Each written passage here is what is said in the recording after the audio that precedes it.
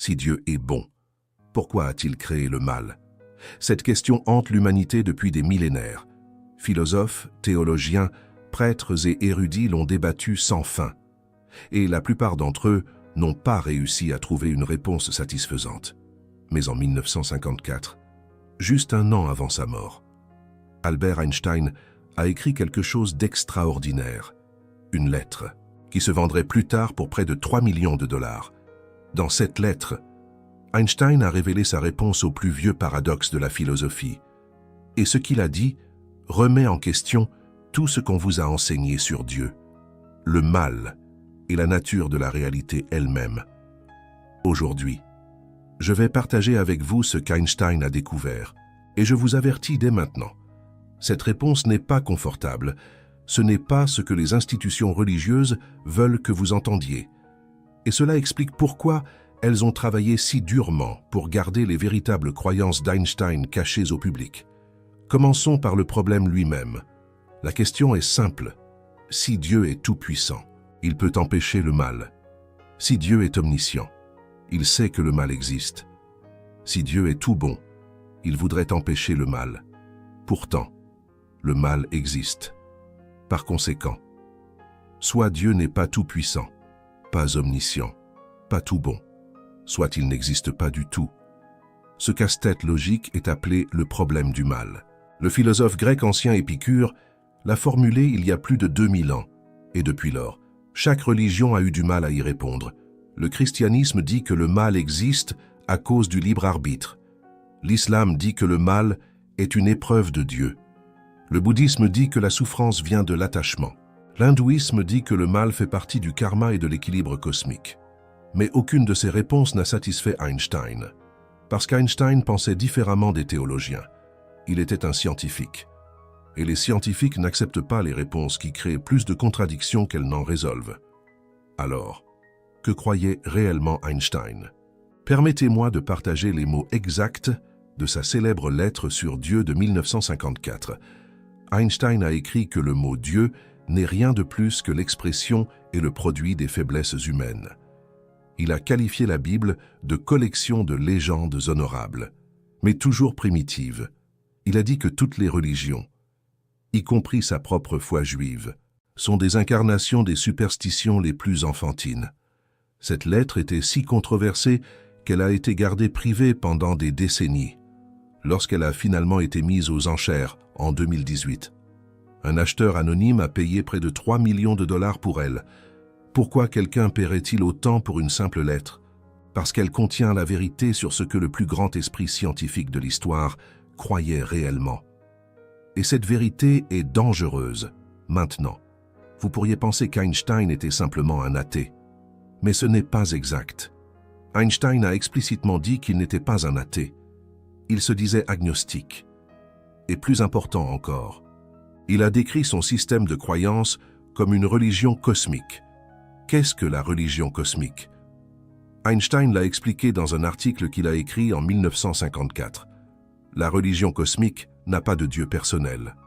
Elle n'a pas de paradis ni d'enfer. Elle n'a pas de récompense ni de punition. Elle ne divise pas les actions en bien et en mal comme le font les religions traditionnelles. Au lieu de cela, la religion cosmique considère l'univers comme un tout unifié. Tout ce qui existe est interconnecté. Ce que nous appelons le bien et le mal ne sont pas créés par un Dieu qui fait des choix. Ce sont des propriétés de l'univers naturel, comme le chaud et le froid, comme la lumière et l'obscurité. Ce ne sont pas des jugements moraux d'en haut. Ce sont simplement des aspects de la réalité qui existent dans le cadre du tout. C'est là que la réponse d'Einstein devient profonde. Pensez à l'obscurité un instant.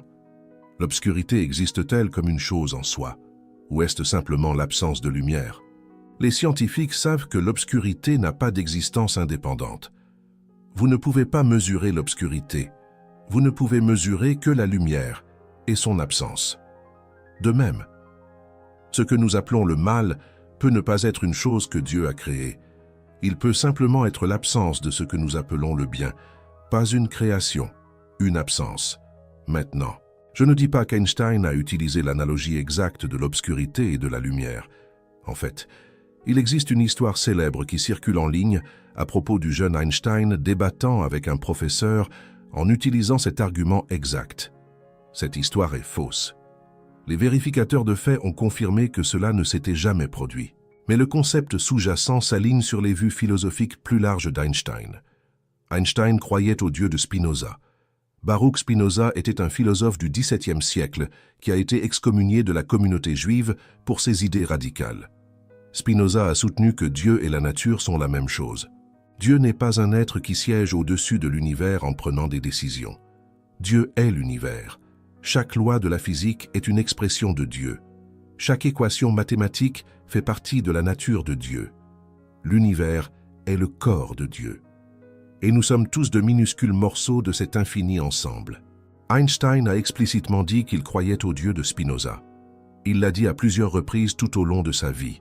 Donc, si Dieu est l'univers, et que l'univers contient ce que nous appelons le mal, alors le mal n'est pas quelque chose que Dieu a créé de l'extérieur.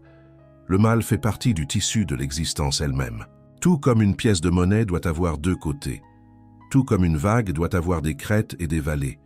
Tout comme un aimant doit avoir des pôles nord et sud. L'univers doit contenir ce que nous percevons comme des opposés. Ce n'est pas un échec moral de Dieu. C'est la nécessité mathématique de l'existence. Einstein l'a compris à un niveau profond. Il a passé toute sa vie à étudier les lois de la nature. Et il a découvert que l'univers fonctionne selon des règles mathématiques précises. Ces règles ne discriminent pas. Elles ne font pas de favoritisme. Einstein a dit que Dieu ne joue pas au dé avec l'univers. Il voulait dire que les lois fondamentales sont fixes et absolues. Elles s'appliquent de la même manière à tout le monde et à tout. Un volcan n'entre pas en éruption parce que Dieu est en colère. Un enfant ne tombe pas malade parce que Dieu punit les parents. Les événements naturels se produisent parce qu'ils suivent les lois naturelles. Et certains de ces événements causent ce que nous appelons la souffrance. Mais du point de vue de l'univers lui-même, il n'y a pas de souffrance. Il n'y a que transformation. L'énergie qui change de forme, la matière qui se réorganise, des schémas qui se dissolvent et de nouveaux schémas qui émergent. Nous appelons cela le mal parce que nous l'expérimentons de notre perspective humaine limitée. Mais du point de vue cosmique, c'est simplement l'univers qui est ce qu'il est. Maintenant, je sais que cela peut sembler froid. Il pourrait sembler qu'Einstein ne se souciait pas de la souffrance humaine. Mais ce n'est pas vrai du tout. Einstein était profondément compatissant. Il était un défenseur de la paix. Il s'est élevé contre l'injustice. Il a aidé des réfugiés à échapper à la persécution. Einstein se souciait de la réduction de la souffrance. Mais il ne croyait pas que la souffrance venait d'un Dieu qui faisait de mauvais choix. Il croyait que la souffrance faisait partie du monde naturel.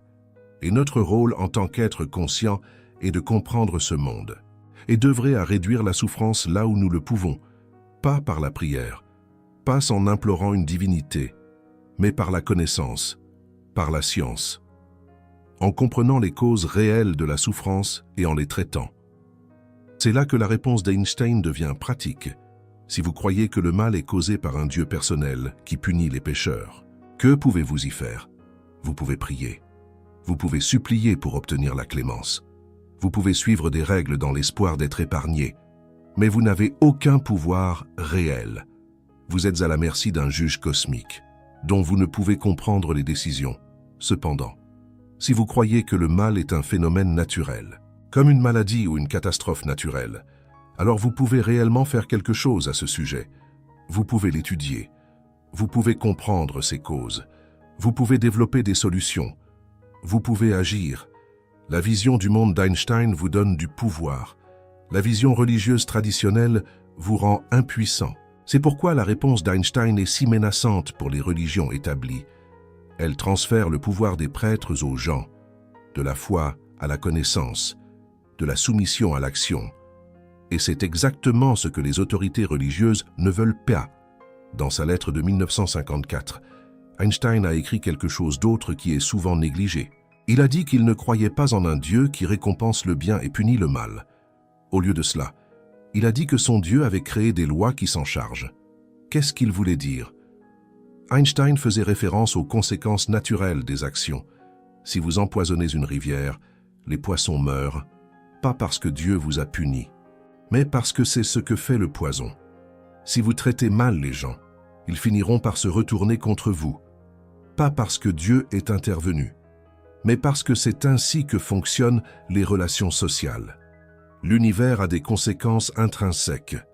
La cause et l'effet opèrent automatiquement. Aucune divinité n'a besoin de siéger en jugement.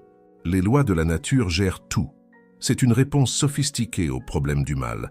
Le mal existe parce que l'univers inclut la cause et l'effet. Certaines causes mènent à des effets que nous ressentons comme de la souffrance. Mais ces mêmes mécanismes créent aussi tout ce que nous appelons le bien. Le même feu qui brûle une forêt réchauffe aussi une maison. La même eau qui noie un navire fait aussi pousser des cultures. Les mêmes émotions qui causent la jalousie et la colère permettent aussi l'amour et la joie. Vous ne pouvez pas avoir l'un sans l'autre. Ce sont les deux faces d'une même pièce. Et si vous supprimiez la possibilité de ce que nous appelons le mal, vous supprimeriez aussi la possibilité de ce que nous appelons le bien. L'univers serait statique, rien ne changerait, rien ne grandirait, rien n'aurait de sens. Einstein comprenait que notre univers est dynamique, précisément parce que les opposés existent. Ce n'est pas un défaut de conception, c'est la nature fondamentale de la réalité. Et tout Dieu qui existe doit être compatible avec cette réalité. Pas un Dieu qui se tient à l'extérieur en prenant des décisions arbitraires, mais un Dieu qui est la réalité elle-même, y compris toutes ses contradictions apparentes.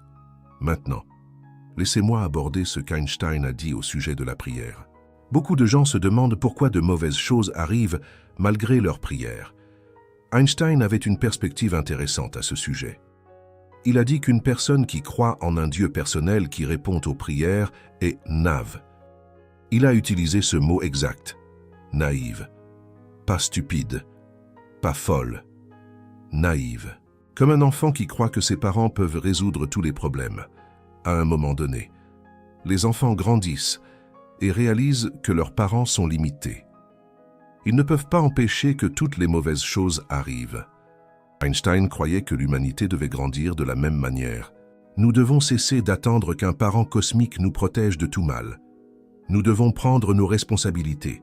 Nous devons comprendre les causes réelles de la souffrance et les traiter directement.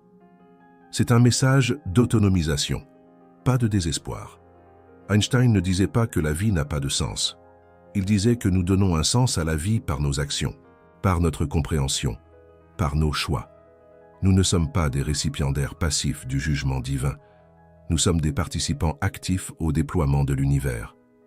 Et nos actions ont de réelles conséquences, tant pour nous-mêmes que pour les autres. Il y a un autre aspect de la pensée d'Einstein que la plupart des gens n'apprennent jamais. Einstein croyait au déterminisme. Il croyait que tout ce qui arrive est le résultat de causes antérieures. Dans un univers déterministe, il n'y a pas de mal aléatoire, il n'y a pas de souffrance arbitraire. Tout découle de ce qui a précédé. Cela a des implications profondes sur la façon dont nous comprenons le mal. Si une personne commet un acte terrible, Einstein dirait que cet acte est le résultat inévitable d'innombrables causes antérieures, génétique, environnement, chimie du cerveau, expérience de vie, conditionnement social, tous ces facteurs combinés pour produire l'action. Cela signifie-t-il que la personne n'est pas responsable? Pas exactement. Cela signifie que le concept de responsabilité morale est plus compliqué que ce que la religion traditionnelle permet. Nous ne sommes pas des agents indépendants faisant des choix libres dans le vide. Nous sommes des parties interconnectées d'un vaste réseau causal. Et punir quelqu'un pour être le produit de ce réseau peut être moins significatif que d'essayer de changer les conditions qui produisent un comportement nuisible. La vision d'Einstein déplace l'attention de la punition à la prévention, du blâme à la compréhension, de la vengeance à la réforme.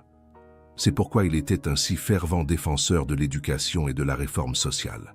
Il croyait que vous pouviez réduire ce que nous appelons le mal en traitant ses causes réelles, pas en menaçant les gens de l'enfer, pas en promettant des récompenses au paradis, mais en créant des conditions où un comportement nuisible devient moins probable, une meilleure éducation, des opportunités économiques, un soutien en matière de santé mentale, la justice sociale.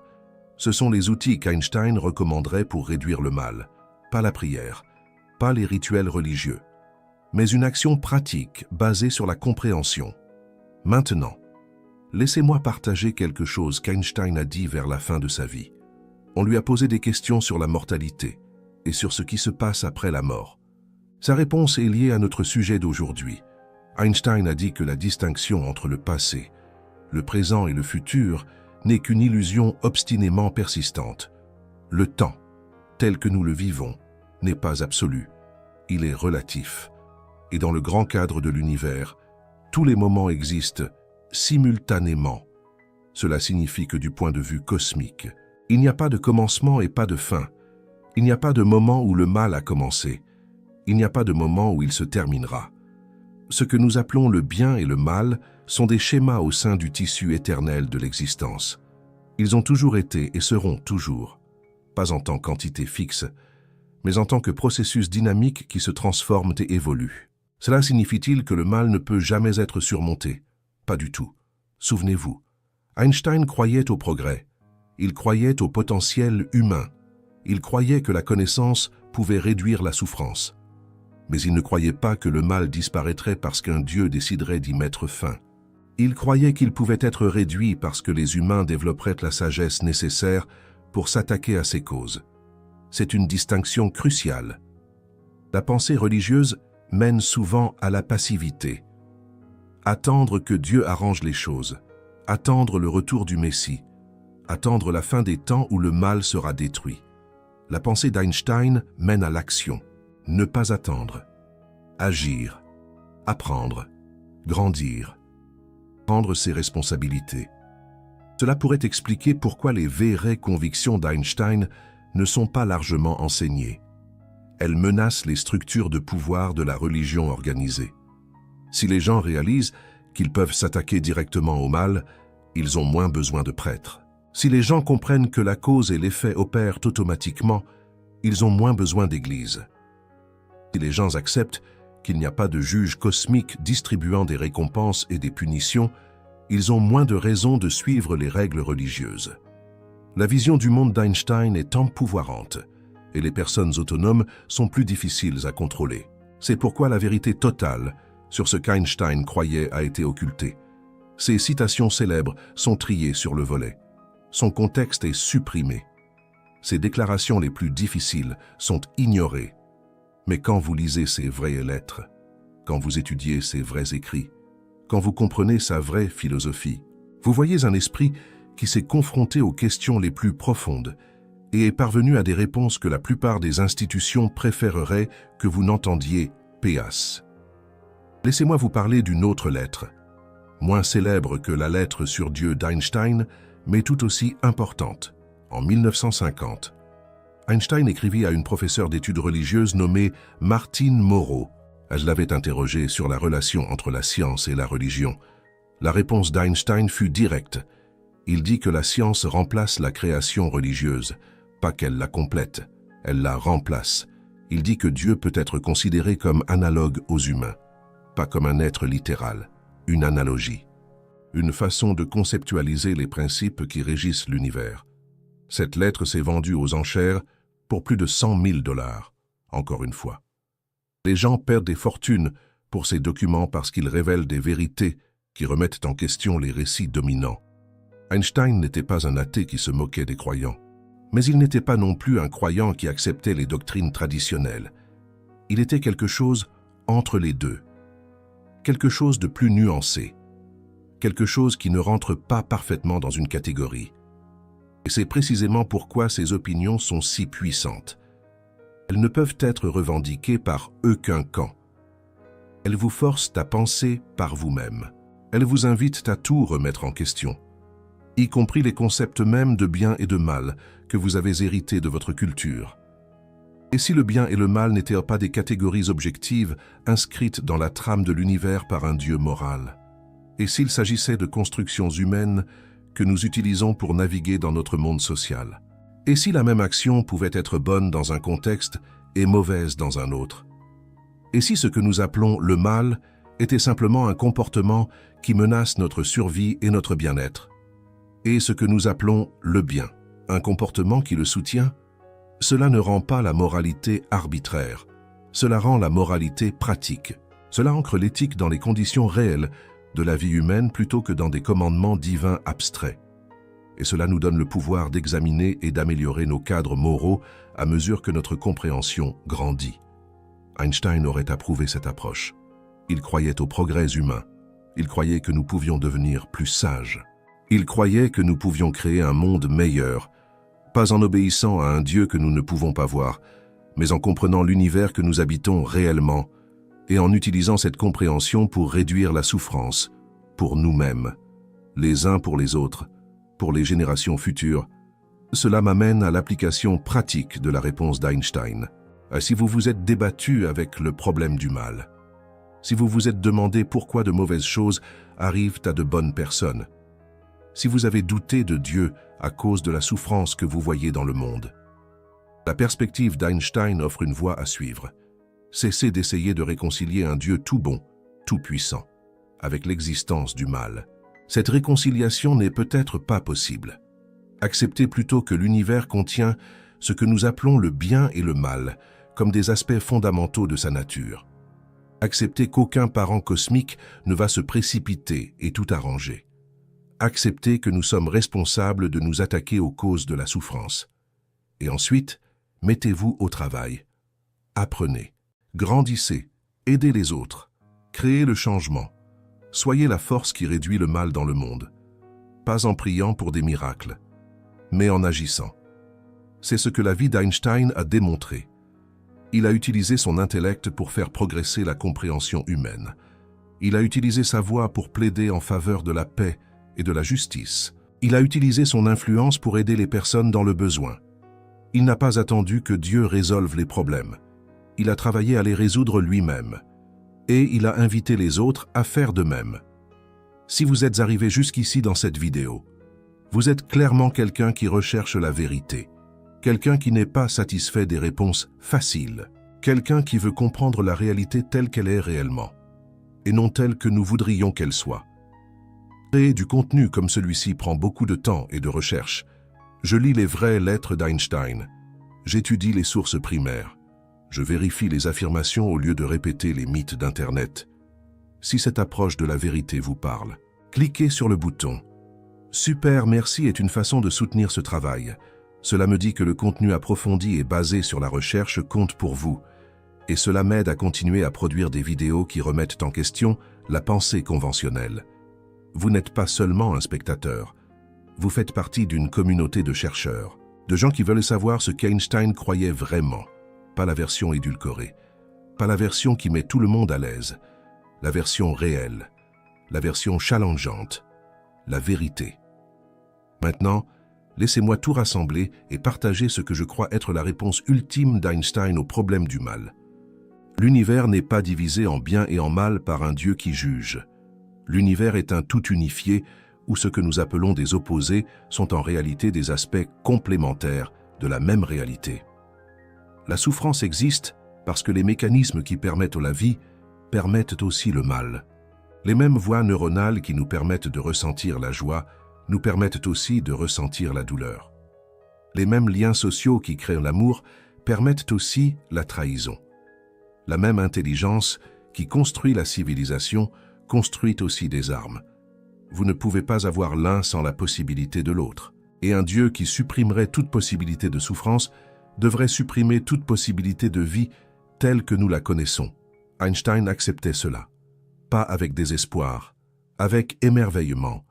Il s'émerveillait de la complexité de l'existence. Il ressentait ce qu'il appelait un sentiment religieux cosmique, en contemplant l'ordre qui sous-tend le chaos apparent. Il trouvait un sens. Non pas en attendant qu'un Dieu le protège, mais en comprenant le Dieu qui existe dans chaque particule, dans chaque force, dans chaque loi de la nature. Voilà le Dieu auquel Einstein croyait. Pas un Dieu qui récompense et punit, pas un Dieu qui crée le mal pour nous tester, mais un Dieu qui estait la réalité, incluant tout ce que nous appelons bien et tout ce que nous appelons le mal.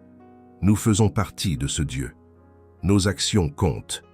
Nos choix ont des conséquences, mais ces conséquences découlent de la loi naturelle, et non d'un jugement divin. Nous sommes libres, dans le sens où nous pouvons apprendre, grandir et choisir différemment en fonction de notre compréhension. Mais nous ne sommes pas libres du réseau causal qui nous a produits et qui continue de nous façonner. Einstein voyait cela comme libérateur, parce que cela signifie que nous pouvons réellement changer les choses. Nous pouvons apprendre les causes de la souffrance et les traiter. Nous pouvons améliorer les conditions qui produisent un comportement nuisible. Nous pouvons œuvrer pour un monde avec moins de ce que nous appelons le mal, non pas en vainquant un ennemi cosmique, mais en transformant les conditions d'existence. Voilà ce qu'Einstein voulait que nous comprenions, et c'est ce que la plupart des institutions préféreraient que vous n'appreniez jamais. Maintenant, je veux savoir ce que vous en pensez. Trouvez-vous la réponse d'Einstein satisfaisante? Est-ce que cela remet en question vos croyances existantes? Est-ce que cela vous fait voir le problème du mal différemment? Écrivez votre réponse dans les commentaires. Je lis chaque commentaire et je réponds au plus grand nombre possible, surtout dans les premières heures après la mise en ligne d'une vidéo. Si vous croyez qu'Einstein avait compris quelque chose de profond, tapez « vérité » dans les commentaires. Si vous pensez qu'il avait tort et que la religion traditionnelle a de meilleures réponses, tapez « tradition » ou partagez votre propre point de vue. Je suis vraiment curieux de savoir ce que vous en pensez, parce que c'est l'une des questions les plus profondes que les humains aient jamais posées. Et je crois que toutes les réponses réfléchies méritent d'être entendues. Si cette vidéo a ouvert votre esprit à de nouvelles possibilités, partagez-la avec quelqu'un qui se débat avec ces questions, quelqu'un qui se sent abandonné par Dieu à cause de la souffrance qu'il a vécue, quelqu'un qui ne peut pas réconcilier sa croyance en un bon Dieu avec le mal qu'il voit dans le monde. La réponse d'Einstein ne résoudra peut-être pas sa crise de foi, mais elle pourrait lui offrir une nouvelle façon de penser à ces questions anciennes. Et parfois, cette nouvelle perspective est exactement ce dont quelqu'un a besoin. Abonnez-vous si vous voulez des explorations plus approfondies de ce qu'Einstein et d'autres grands penseurs croyaient réellement. Pas les versions simplifiées, la vérité réelle, compliquée, stimulante, chaque semaine. J'explore des questions que la plupart des chaînes ont peur d'aborder, parce que je crois que vous méritez de savoir ce que ces esprits brillants pensaient réellement, même quand cela contredit ce qu'on vous a enseigné, surtout quand cela contredit ce qu'on vous a enseigné. La vérité n'est pas toujours confortable, mais Einstein a dédié sa vie à la trouver quand même, et je crois que nous nous devons de faire de même. Si Dieu est bon, pourquoi a-t-il créé le mal? La réponse d'Einstein était que cette question contient une hypothèse cachée qui peut être fausse. L'hypothèse que Dieu est séparé de l'univers. L'hypothèse que Dieu a fait des choix conscients. L'hypothèse que le bien et le mal sont des catégories distinctes créées par la volonté divine. Supprimez ces hypothèses, et la question se dissout, non pas parce que nous avons trouvé une réponse, mais parce que nous avons transcendé la question elle-même, et c'est peut-être la réponse la plus profonde de toutes.